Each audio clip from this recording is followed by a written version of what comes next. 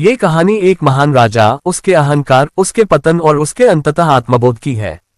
राजा अर्जुन सिंह एक शक्तिशाली, बुद्धिमान और पराक्रमी राजा, जिन्होंने अपनी महानता और बुद्धिमत्ता के बल पर पूरे राज्य पर विजय प्राप्त की थी। किंतु धीरे धीरे उनके भीतर अहंकार ने घर कर लिया, जिससे उनकी प्रतिष्ठा, वंश और वैभव सभी को नुकसान हुआ। 1. अर्जुन सिंह की प्रारंभिक सफलता। अर्जुन सिंह अपने युवावस्था में एक साधारण राजकुमार थे, जिनके पास केवल उनका साहस, संघर्ष और निर्णय लेने की क्षमता थी। उन्होंने छोटे छोटे युद्धों से शुरू किया, धीरे धीरे राज्य का विस्तार किया और एक विशाल साम्राज्य की नींव रखी। अपनी सफलताओं से प्रेरित होकर अर्जुन सिंह धीरे धीरे अहंकारी होते गए। उन्हें लगने लगा कि उनके बिना कोई निर्णय या कार्य सफल नहीं हो सकता। 2. अहंकार का उदय। राजा अर्जुन सिंह के दरबार में विद्वान, योद्धा और सभासदों की एक लंबी सूची थी, परंतु अर्जुन सिंह धीरे धीरे उन सभी से दूरी बनाने लगे। उनके अंदर यह भावना उत्पन्न हो गई कि उनके राज्य की सारी सफलता उनके कारण है। वे किसी की सलाह नहीं मानते थे और अपने हर कार्य को सर्वश्रेष्ठ मानते थे। समय के साथ उनका अहंकार बढ़ता गया और इससे उनके मंत्री और सभासद उनसे दूर होते गए।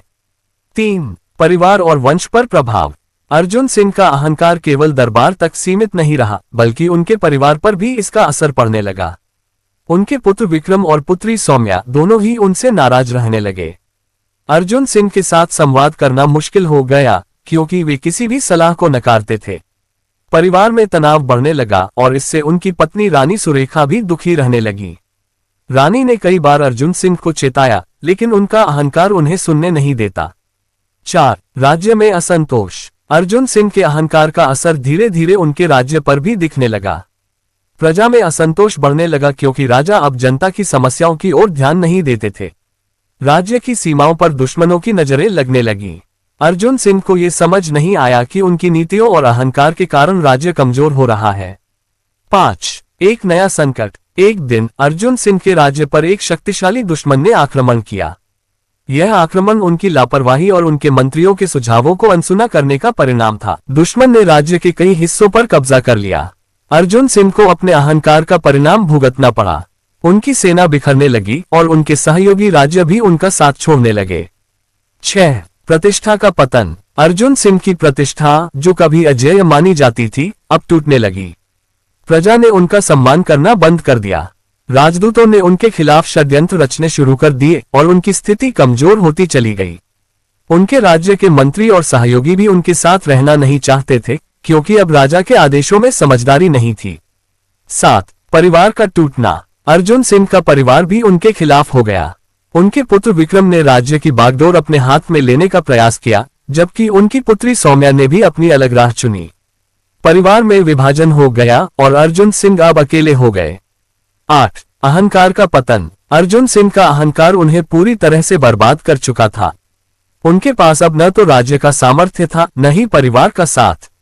उनके सैनिक हार चुके थे और दुश्मन उनकी राजधानी के द्वार तक पहुंच गया था।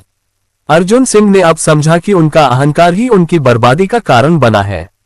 9. आत्मबोध का क्षण। अर्जुन सिंह को एक ऋषि ने उपदेश दिया, जिन्होंने उन्हें बताया कि अहंकार ही इंसान का सबसे बड़ा शत्रु होता है। राजा ने आत्मबोध किया और समझा कि उन्होंने अपने जीवन के महत्वपूर्ण रिश्तों और अपने राज्य को अपने अहंकार के कारण खो दिया। 10. पुनर्निर्माण की प्रक्रिया। अर्जुन सिंह ने अपने शेष जीवन को प्रायश्चित और सेवा में समर्पित कर दिया। उन्होंने अपने पुत्र विक्रम को राजा बना दिया और स्वयं को एक संत के रूप में जीवन जीने का संकल्प लिया। वे अब अपने अहंकार से मुक्त हो चुके थे और एक नए जीवन की ओर बढ़ चले थे। मूल संदेश। अहंकार मनुष्य के लिए सबसे बड़ा शत्रु है। ये केवल व्यक्ति को ही नहीं, बल्कि उसके परिवार, समाज और देश को भी बर्बाद कर सकता है।